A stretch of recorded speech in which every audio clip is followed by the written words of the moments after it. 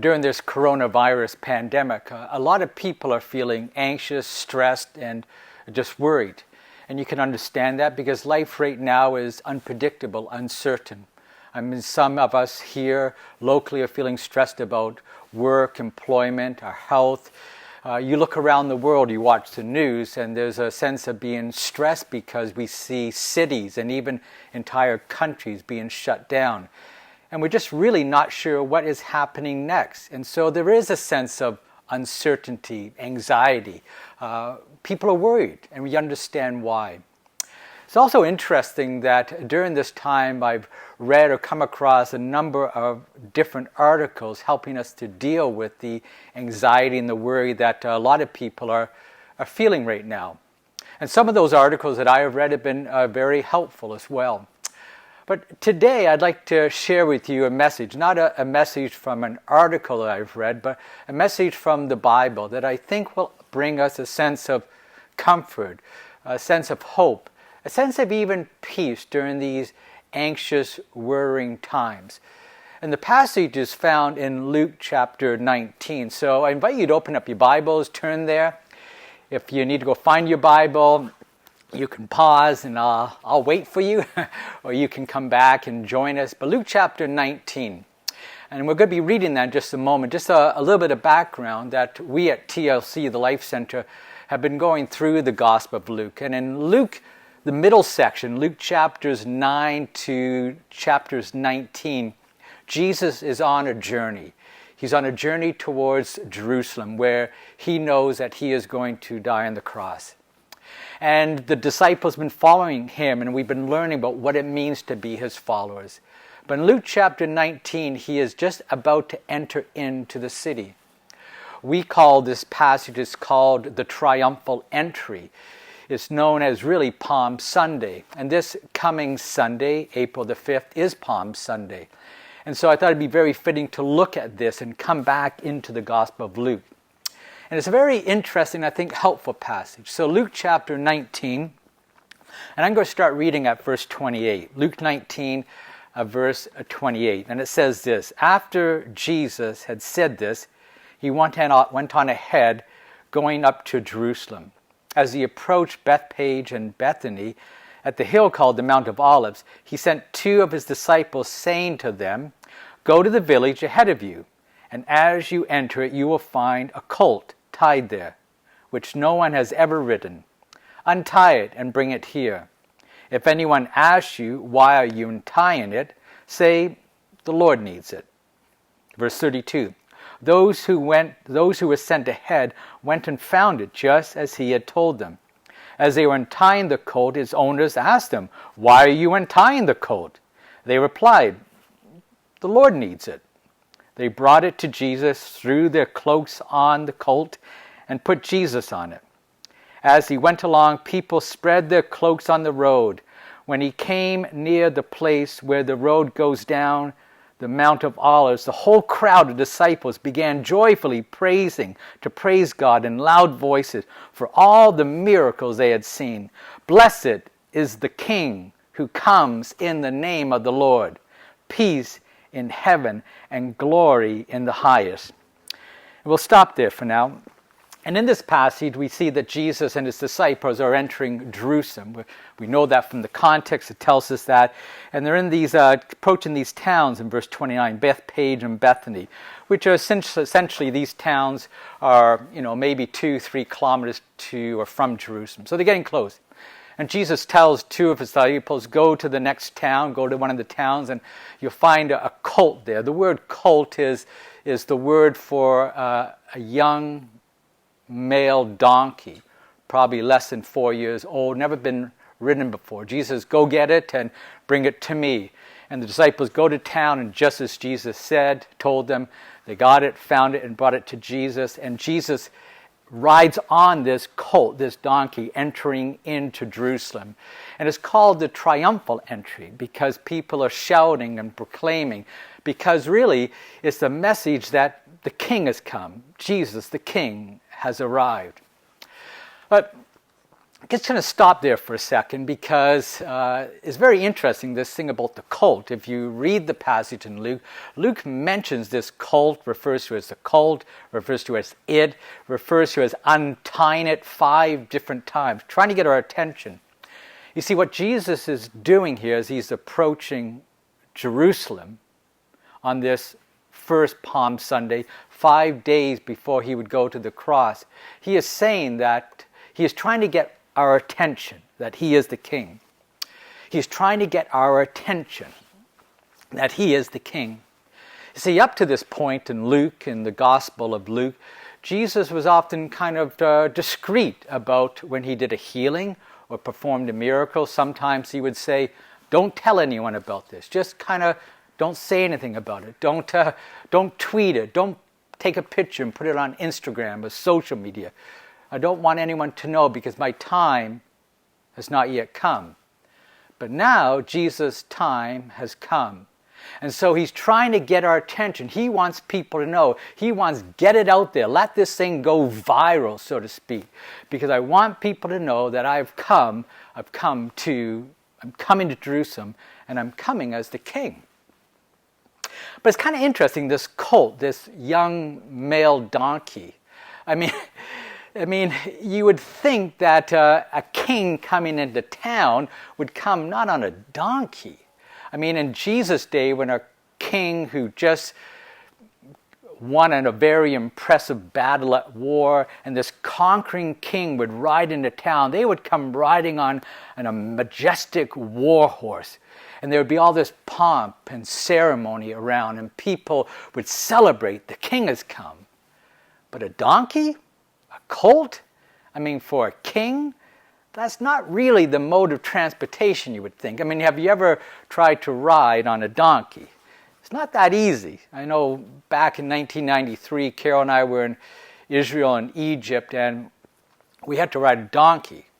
Well, I got on this thing, and I was on it for about 10 seconds, and I wasn't very stable, and I fell off. And I had a backpack with water, the bottle of water busted, a plastic water bottle, but the water was all over the place. And let me tell you, it's hard to kind of look cool riding a donkey. They're kind of jittering the whole time, and you think, why is Jesus riding a donkey? It's not something you would think. I mean, can you imagine if the Queen of England or the President of the United States was coming to town, to Abbotsford or to Vancouver?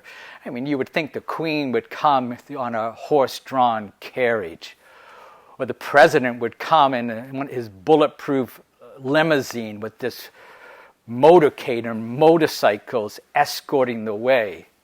I mean, could you imagine that the Queen coming to town, or the President or some other dignitary coming to town riding on a donkey? It's sort of like riding on a tricycle or riding on my little Vespa scooter. Yin, yin, yin, yin, yin. It's not that impressive, is it? But here's Jesus coming riding on a donkey. And he's coming as the king. And why is that? Well, one of the reasons is that Jesus is coming, as he comes, he's coming to fulfill prophecy. Because in Zechariah, which is a book in the Old Testament, Zechariah 9, verse 9, you can look there, you can pause if you want to, or just turn there. Zechariah 9, verse 9, it says this.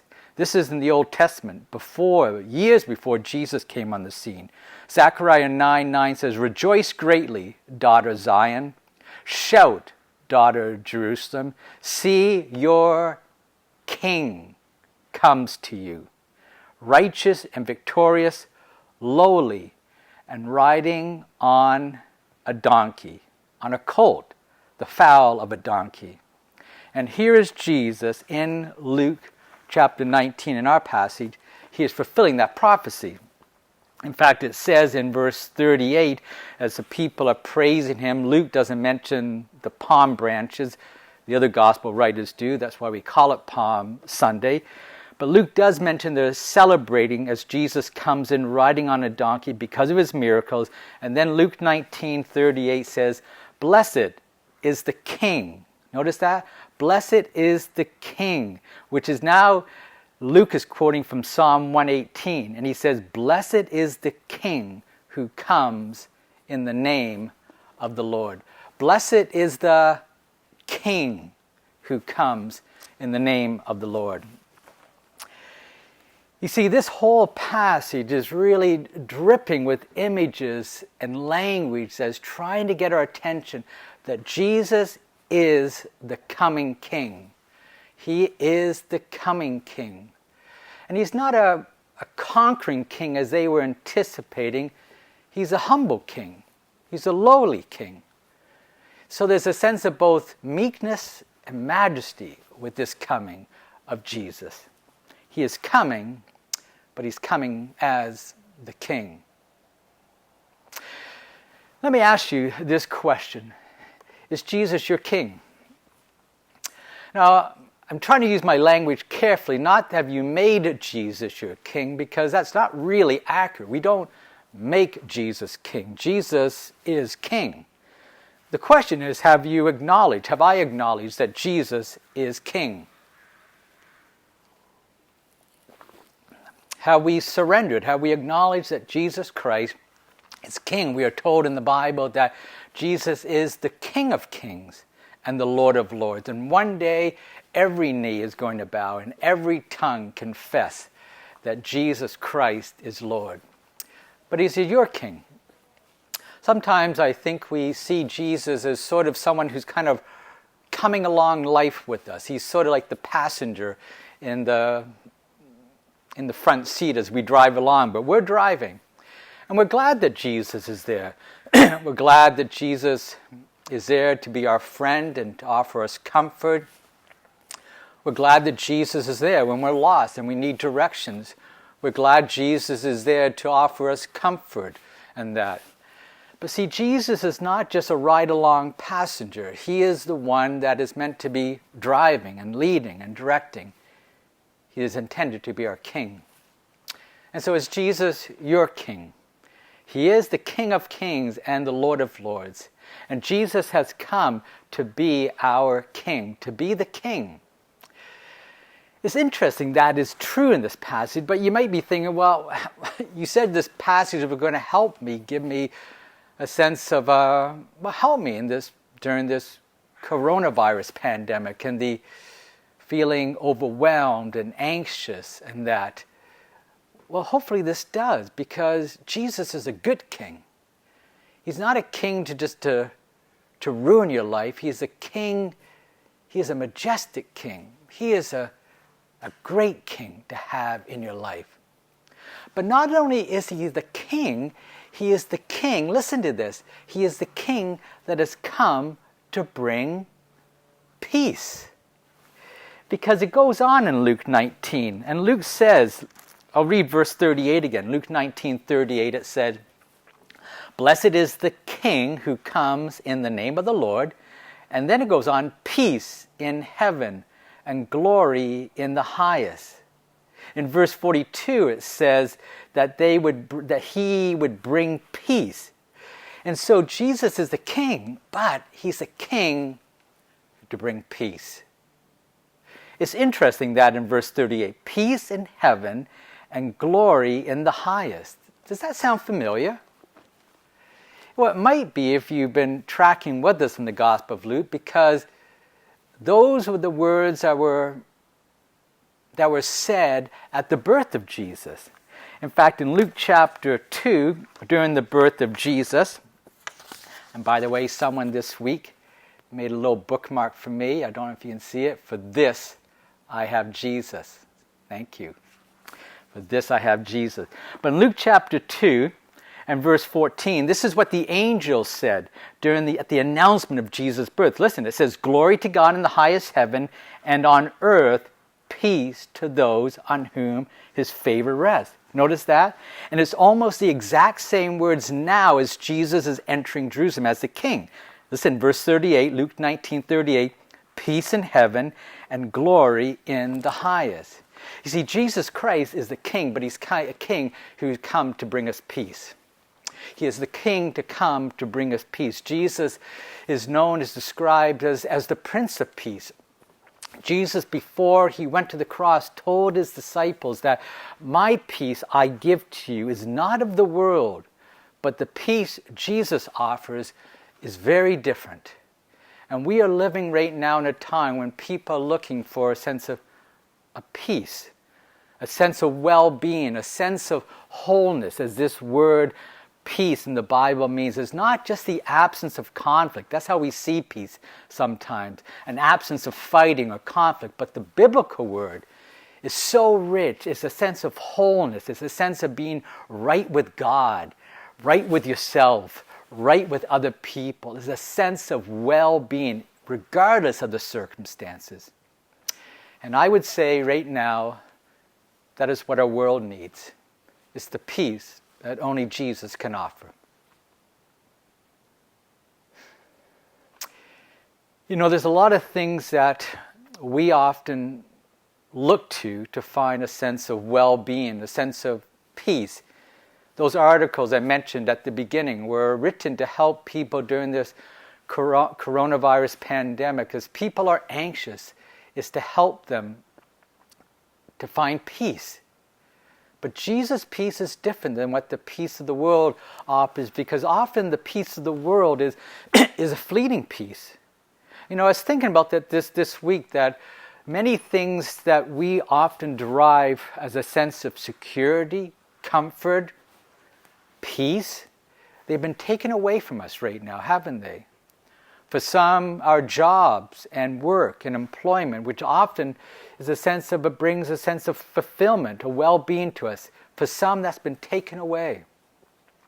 For some, you know, going out to restaurants for a nice meal, I enjoy doing that. But that has been taken away temporarily. And you think about things like sports. I love playing sports. I love watching sports. But those things that often bring us comfort, that's been taken away. I mean, this past week, Wimbledon's been canceled. Olympics have been canceled. Or some people, the sense of going to a concert to watch their favorite rock musician, that's been taken away. Or going to the movie theaters to watch your favorite movie star, that's been taken away. These things that often give us a sense of comfort, of peace, they have been removed, taken away from us. But the peace that Jesus offers is different than the peace of the world. The peace that Jesus offers, Paul later says in Philippians, the book in the New Testament, that the peace of God which transcends all understanding. Isn't that amazing? It transcends, in fact, is beyond comprehension, the peace that Jesus offers us.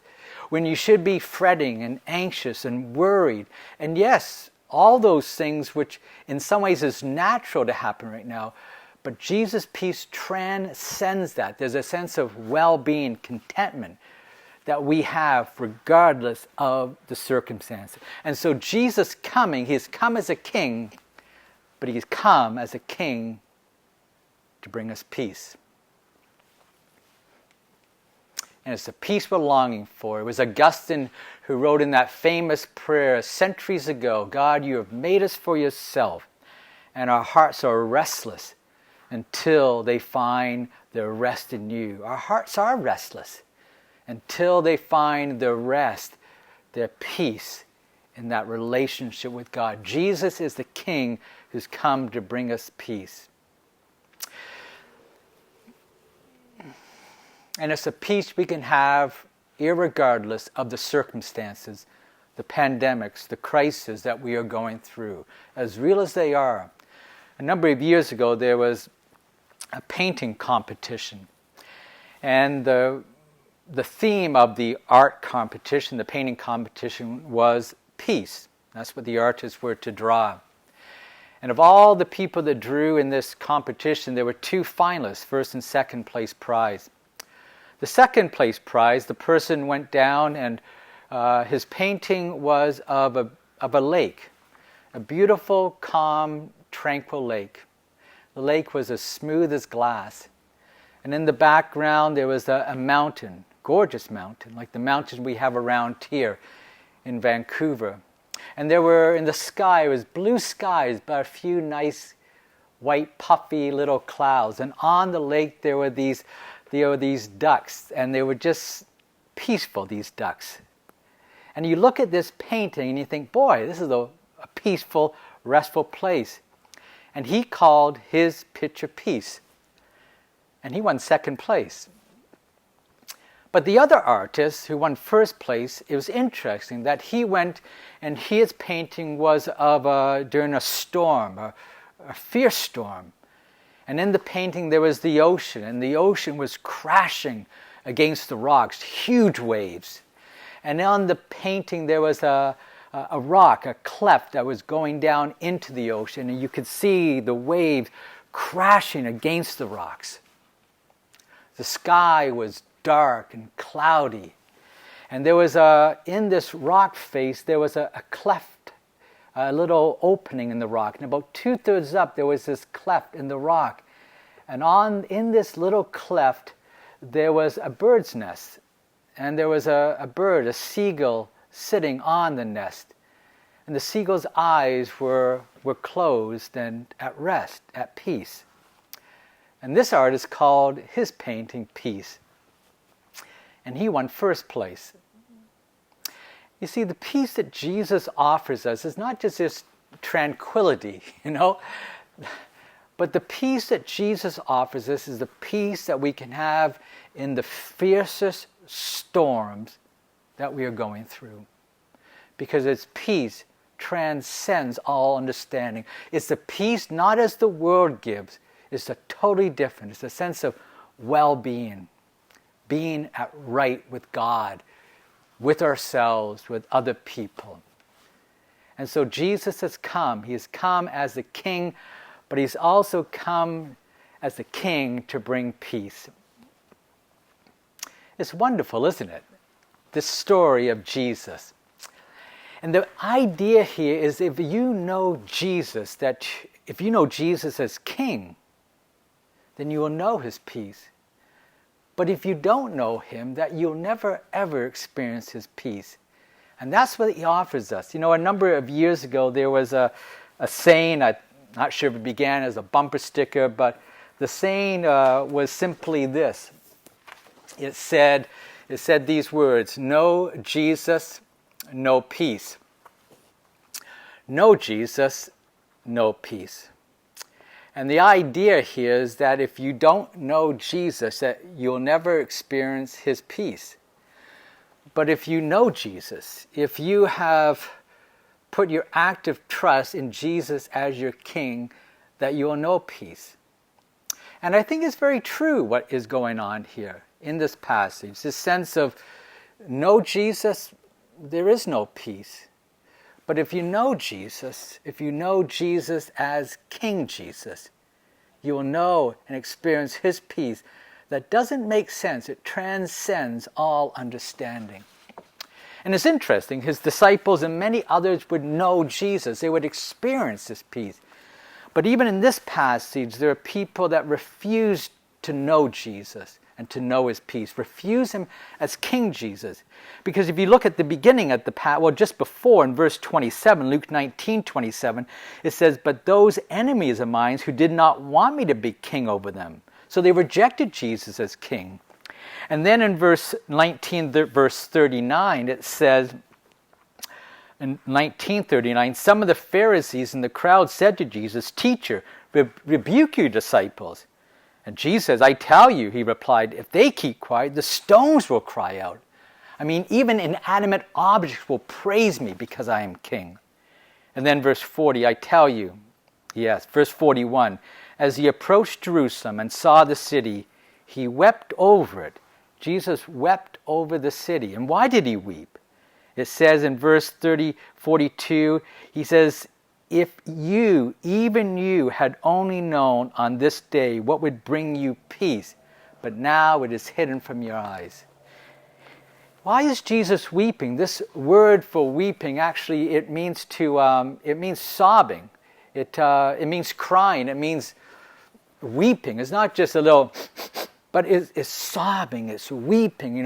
Imagine tears coming down your eyes and nose running, and perhaps it's hard to understand because you're sobbing so much. And you ask, Why is Jesus weeping? And some have said, well, he's weeping because he knows where he's going. He's going to the cross. He's going to suffer and die. He's going to be mocked and ridiculed. He's going to go through such excruciating physical pain, but mental, spiritual, where he says, my God, why have you forsaken me? Yes. But I think Jesus is weeping because the people of the city, many people, like these religious leaders, refused to accept Jesus as king, and they never ever experienced the true peace that he offers. No Jesus, no peace. But if you know King Jesus, you know his peace. And that's happened. This passage talks about the destruction, which is an awful word of Jesus' prophecy, but it came true for Jerusalem in 70 AD, where the Roman Emperor Tiberius came and ransacked the city of Jerusalem and destroyed everything. And it was awful. And the reason, because they did not recognize Jesus. They did not receive him as king. They did not experience the peace that Jesus offers. I'll say it again, or look at it again. No Jesus, no peace. But no Jesus and no peace. And my prayer, my hope for us is that this would be the case. We would know King Jesus. This Easter we would celebrate and worship him. Because if we don't, even the rocks are going to praise his name. So why don't we? That we know King Jesus. And as we do, we know and experience his peace that transcends all understanding. And may that bring us hope. But may that, as Christ followers, be people who share this incredible good news with other people that are struggling during this time, that he is our King. But it comes down to that we need Jesus both as, if we want Jesus' peace that passes all understanding, we need to receive him and to accept him and to bow to him as the King. Because they go together. Jesus as King and the peace he offers. We can't have one without the other. We need to accept Jesus as King. We need to know Jesus as King to know and to experience the peace that he offers. That's who he is. That's who he came to be. It's sort of a little bit like, my name is Brian Stewart. I can illustrate it this way. My name is Brian Stewart. And if I came to visit you, knocked on your door, and you said, oh, welcome, Brian, please come in, but you, Stewart, stay out. And that'd be kind of weird, wouldn't it? Like, Brian, you come in, but Stewart, you stay out. You're not welcome. Well, it can't be. It's not like the top of me is Brian and the bottom of me is Stewart. I mean, if you receive Brian, you need to also receive Stewart. And if you reject Stewart, then the Brian can't come as well. To receive Brian is to receive Stewart. And then I know it's an illustration, but there is a point there. There is a point. And the point is that to receive Jesus as King, you receive his peace. But it can't be, oh, I want the peace that Jesus offers. I want that peace that transcends understanding. I want that. But I don't want him to be the king of my life. To receive Jesus as King, you receive his peace. To receive Jesus, to want Jesus' peace, is to also to receive him as King. And so this Holy Week, receive Jesus as King. Know Jesus and know his peace. Know King Jesus and know his peace. For some, maybe it's the very first time. For others of us who know him, refamiliarize ourselves with Jesus. Thank him, worship him as King. Thank him that he is the King, the sovereign King. Thank him and ask him to refresh you as those thoughts that he is your King, and to renew you and to experience that peace that passes all understanding. Know Jesus as King and know His peace. God bless you.